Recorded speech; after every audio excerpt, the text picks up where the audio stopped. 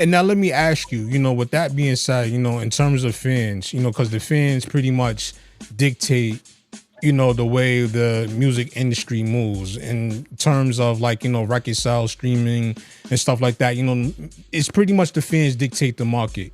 And I know it's come out recently that, there's been a couple of things. One was, hip hop has not had either a top song or a project at the top of the chart. Yeah, that. And then also the fact what Ebro said about the fact that record labels are no longer prioritizing signing rappers these days. How do you feel about those two things?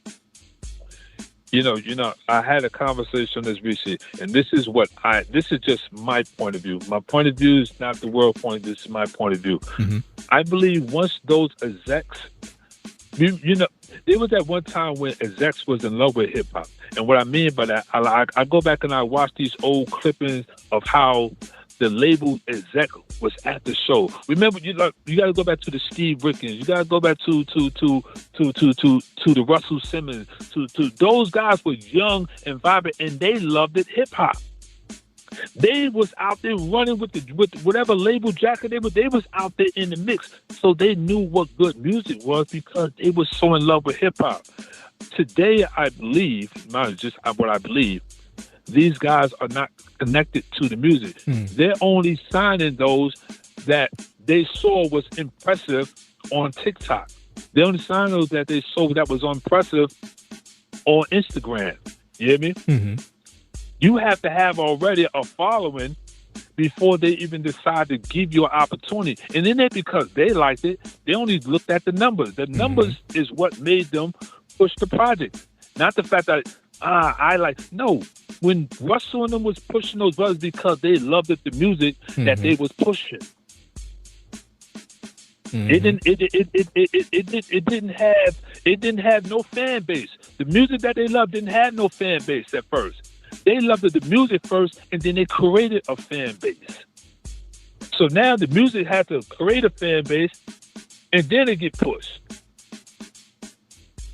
They took something raw and made a fan base. They put it out there because they believed in it.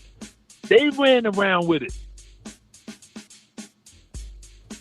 That's real talk. So that's just my view on it, man, Nah, you right about that one. I share, the same or similar views with you because this is something that I've been seeing for a long time. And a lot of people may consider me a hater or probably consider me old school when I say what I'm about to say next.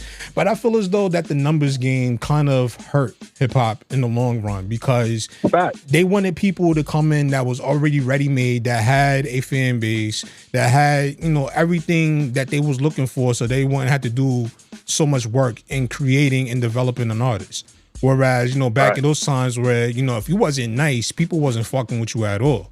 You know what I'm saying? So like now they can take the most garbage artist that's out there right now and make a star out of them basically because this artist got a high number of listeners or a large audience that's following them, and they go and put these people out there and they don't really bring nothing of any value to the table when it comes to hip hop. So I agree. And sometimes they don't need to be about the music, be about the buffoonery that they're doing. Mm-hmm. You're getting viewers because they're not really in love with the music. They're in love with the buffoonery that's happening on them, that's making them watch it, and the buffoonery, the knucklehead, whatever buffoonery it is, that's what they're in love with.